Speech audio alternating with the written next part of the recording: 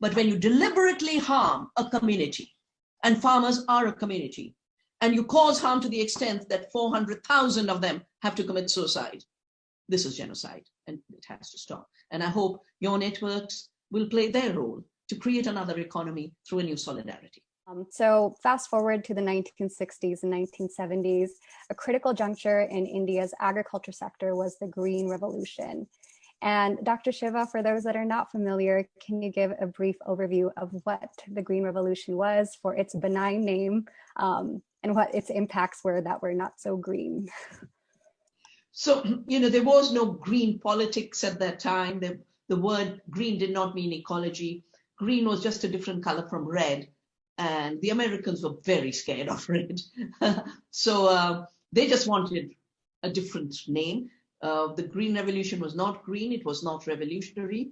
It was basically an attempt being made ever since the wars ended to take war chemicals. The chemical fertilizers were basically made in the same labs and same factories in which the explosives were made, the same IG Farben made nitrogen fertilizers and made explosives, and the same process. All of the pesticides are derivatives of xylon B and poison gases that were made again for Hitler's concentration camps and for the wars. So after the wars were ended, instead of just folding up and saying we'll shut these factories, they had got so addicted to making huge money. And Rachel Carson has written about it in her book, Silent Spring. Albert Howard has written about it in his book, An Agricultural Testament, that those who had got addicted to making money out of selling chemicals continue to sell them now as agri-chemicals. So the big issue was they wanted to sell fertilizers and chemicals. The problem was, Satyagraha is Gandhi's word for non-cooperation based on truth. And when chemicals were applied to our native varieties of seeds, which were tall, because they were dual purpose. The straw gave food for the animals and the grain gave food for us. So we created dual purpose animals, milk from the cows and animal energy from the bullocks, and dual purpose crops to feed the animals, including human animals. But when you apply chemicals to these tall crops, they lodge if there's wind or too much rain. And this problem of lodging was the big problem. So they kept trying, Ford Foundation, Rockefeller Foundation, and then Norman Borlaug, who worked for DuPont Defense Lab, was put on the job of changing the plant to adapt to the chemicals, rather than adapt the farming techniques to the native seeds. And that's why he created the dwarf varieties. And these dwarf varieties were misleadingly called high-yielding varieties. How can less be more? And when I did my Green Revolution book, my eyes would tell me, here's a lie, but my science will tell me, bigger lie. These were not high-yielding variety. They were high chemical demanding varieties, high response varieties, but they needed 10 times more water to grow the same amount of food. And that's the root of the water crisis of Punjab, for which the farmers are being blamed, but it was imposed on them. There were conditionalities put. If you couldn't show you had taken chemicals, you couldn't take a loan to send your daughter to college.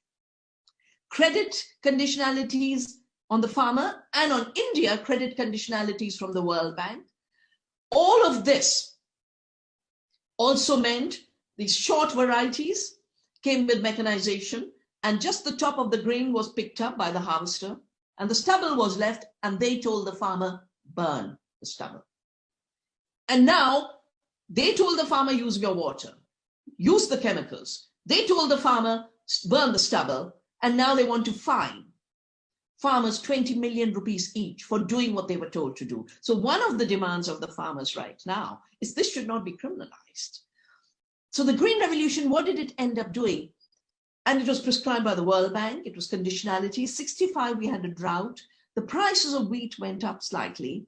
And those days we used to, under rupee payment, import a little extra wheat from US. It was called the PL Poity. And Lal Bahadur Shastri asked for a little more wheat to stabilize prices. No one was dying of hunger and famine. There was no famine in India in 65.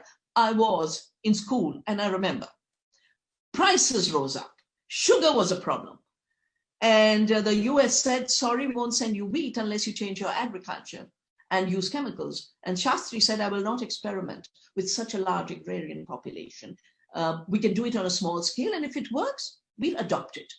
And then Lal Bahadur Shastri died in Tashkent, the pressure continued, and the Green Revolution was imposed. By 91, we had structural adjustment because the debt of the Green Revolution for dams, for irrigation, for chemicals, for the whole system. Now, actually, the system that was created was only Punjab. If you think of it, Aditi, so during British time, the Punjab farmers refused to become serfs and stayed owner cultivators. By the time Green Revolution came, they said, we got to build on the best because this wasn't a destroyed agriculture. And then they started to destroy it. And as a result of that, by 1984, the farmers of Punjab resisting.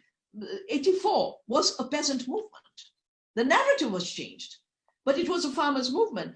And the farmers were saying, and I have it written here, the Shiromani, there was a declaration, I think the Gurmat Khasla said, if the hard-earned income of the people or the natural resources of any nation or region are forcibly plundered, the goods produced by them are paid at arbitrarily determined prices, while the goods bought by them are sold at high prices. And in order to carry this process of economic exploitation to its logical conclusion, the human rights of people or of a nation are crushed, then these are indices of slavery of that nation, region, or people. Today, the Sikhs are shackled by chains of slavery. This type of slavery is thrust upon the states and 80% of India's population of poor people and minority. And we mustn't forget, my mother herself became a refugee. She had studied in Lahore and was working in Lahore, and then the partition happened. The partition left only Sikh farmers. Earlier, there used to be a mixture because of the Sikhs moved this side and the Muslims moved that side. So the farmers of Punjab are Sikhs. And they communalized the farmers' protests. And every narrative, if you look at it, 84 story is never told in terms of the farmers. 4th of June, the farmers of Punjab are going to blockade the supply of grain to Delhi. They had blockaded the governor's house. They were going to blockade the trains. So the Green Revolution brought 84. Then the 91 is a build-up of the new reforms, and maybe we can come back to that on another round. I can quickly tell you that 30% of the debt of 91, the 90 billion debt, was caused by the Green Revolution. And that then started to push new reforms, they call it, which is basically create a crisis, use it as an opportunity to expand your control and your market. And I want to show you just 2 images. So in 2000, I did a public hearing on farmer suicides. This was in Bangalore. This is a Sikh farmer who had come, whose brother has committed suicide because of debt. And that's not all. In 2006, this is still in my heart. I still carry this pain. Usually in Punjab, everyone's with a colorful turban, all the women are in colorful chunnis. This is all white. 2,000 widows in a Gurdwara in Bhatinda, giving evidence to us. We were on a jury, a public jury of a public trial, 2,000 widows. And all of them said, and then he took the spray, a spray, in Punjabi, a spray, the poison spray. They took the spray that got them into debt for the BT cotton. They were all BT cotton farmers. Vidarbha suicides, Bhatinda suicides, all connected through the poison cartel. And what we are seeing on the streets of Delhi or all over the country today with the Bharat Bandh is a continuation of this exploitation. And to me, this is genocide. I've said it, I've been trolled by the Monsantos of the world. But when you deliberately harm a community, and farmers are a community, and you cause harm to the extent that 400,000 of them have to commit suicide, this is genocide, and it has to stop. And I hope your networks will play their role to create another economy through a new solidarity.